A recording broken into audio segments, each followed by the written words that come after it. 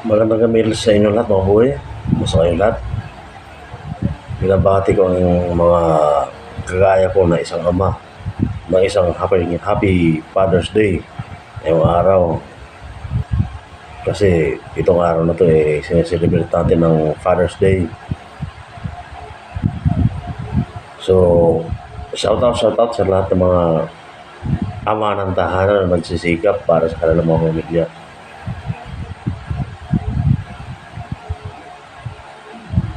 Napakaswerte ng isang ama na na-appreciate lahat ng ginagawa niya. Lahat ng pagsisikap niya, lahat ng mga pinaghihirapan niya, lahat ng mga iniisip niya ay para sa pamilya niya lang. At na-appreciate yun ng mga anak niya, asawa niya. So, mga bugoy,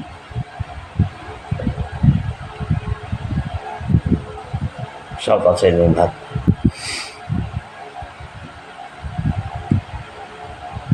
Sa kagaya ko naman na isang padre de pamilya, wala naman kasi tayong hinahangad na bagay kundi yung mga bagay na ika-unad ng mga anak natin, ng asawa natin, ng pamilya natin. So, napakagandang ano yun. Makita lang natin yung mga anak natin na sasucceed sa mga ano nila, sa academics, diba?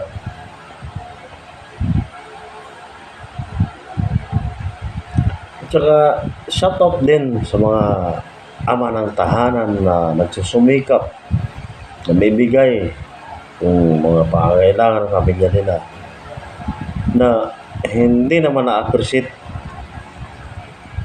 ng mga pamilya nila. Saka lang sila tatawagan kapag may kailangan.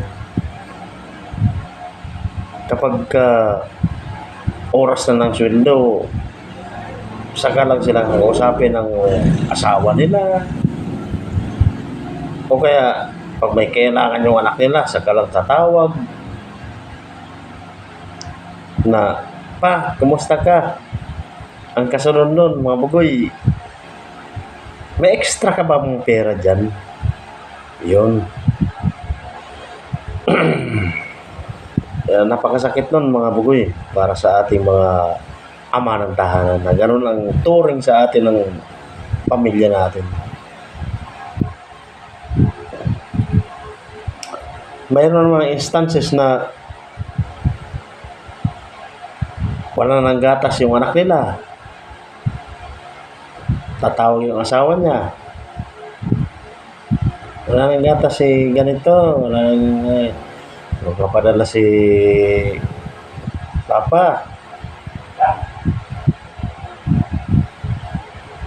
Tapos mamaya, mag-chat ulit yung misis. Kulang kasi ganito. Tapos sasabihin naman ni Papa, "Sige, mapadala ako." After niya na matanggap yung ipinadala ni Papa, wala na. Negative na.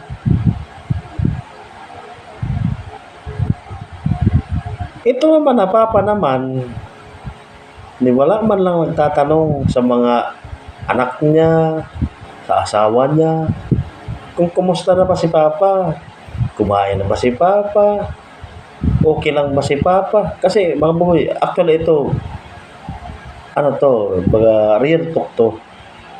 Yung kagaya ko ng mga ama ng tahanan na nagtatrabaho sa malayo, napakarami ng nakakaranas ng ganito na senaryo. Actually, nagiging madalas lang yung pagtatawag sa kanila ng mga asawa nila, pagtawag ng anak nila, kung may kailangan lang. Actually, pagkatapos niyan, na maipadala na yung kailangan ng anak nila, kaya ng asawa nila, wala na, mga bugoy. So, sana naman wag ganun. Actually, hindi ko naman nila lahat. Pero, kalimitan, mga bugoy. Totoo yan. Maraming nakakaranas ng ganyan. So,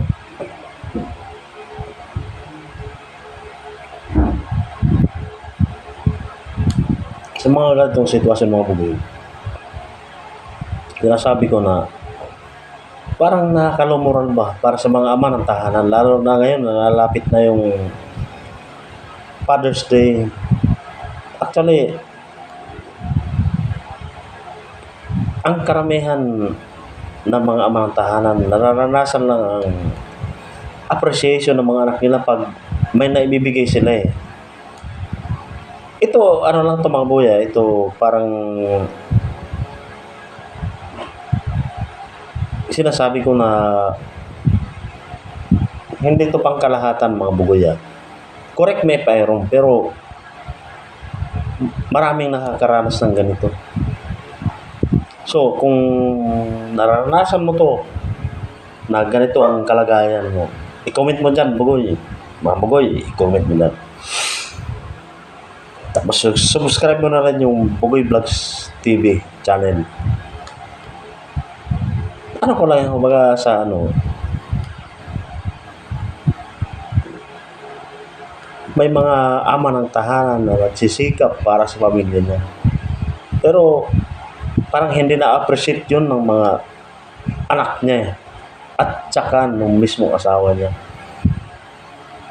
Siguro, iniisip ng asawa niya na yung papa, yung tatay ng tahanan, palaging malakas. Pag may ganating sitwasyon, okay lang. Pag may ganating sitwasyon, okay lang. So, actually, maraming nagsasuffer ng mga ama ng tahanan dahil sa mga bagay na yan. Actually, ito mga buhay, marami na ako nakapagtanungan. Alam niyo ba kung anong sinasabi sa akin ng mga napagtanungan ko? Saka lang daw nangungumusta yung asawa nila at saka mga anak nila pag malapit ng sahod. Ewan ko mga buhay kung totoo yan ha, pero hindi ko alam. I-comment nyo dyan kung totoo yun. Kung may nakaranas ng ganun, i-comment nyo dyan mga bugoy.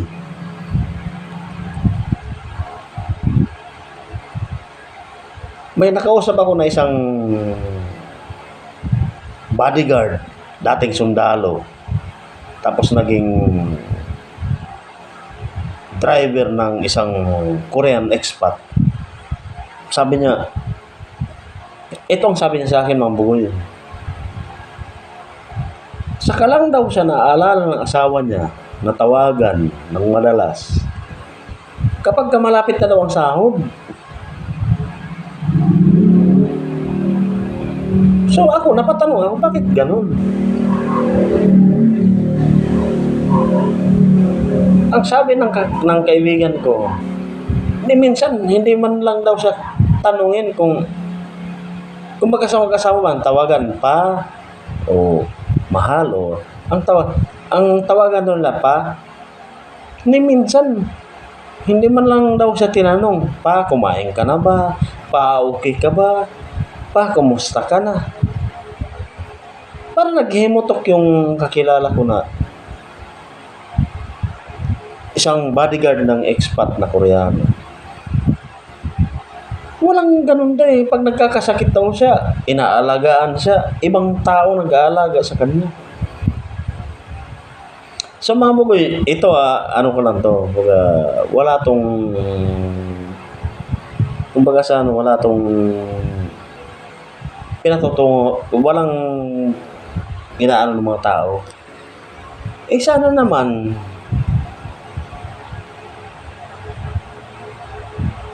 i-appreciate nyo naman yung ginagawa ng padre ni pamilya nyo.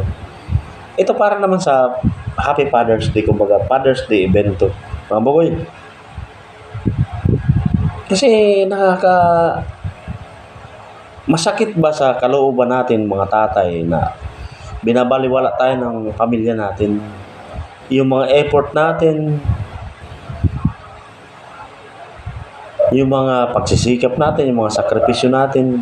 Kumbaga sa ano, isusubo na lang natin, di ba? Totoo yan mga bugoy, di ba? Tayong mga padre de pamilya, isusubo na lang natin, ibibigay natin sa mga anak natin, di ba? Walang sino man ang makakapagpasinungaling yan. Di ba mga boy? So ito, actually ito mga boy, marami na akong nakausap ng mga na mga kagaya ko rin na nandito sa may nagtatrabaho na sinasabi nila na si Missy saka lang sa akin magchat-chat kapag sahod na eh. Ganun palagi ang sinasabi ng mga nakakausap ko eh. Hindi ko naman sinasabi na lahat ng pamilya ganun. Okay, mga boy, sige. Comment na lang kayo dyan kung relate kayo sa ano na to, sa video na to, mga boy. Di ba? Thank you sa mga supporters. Lalo na kay Idol Viper Channel. I love you all!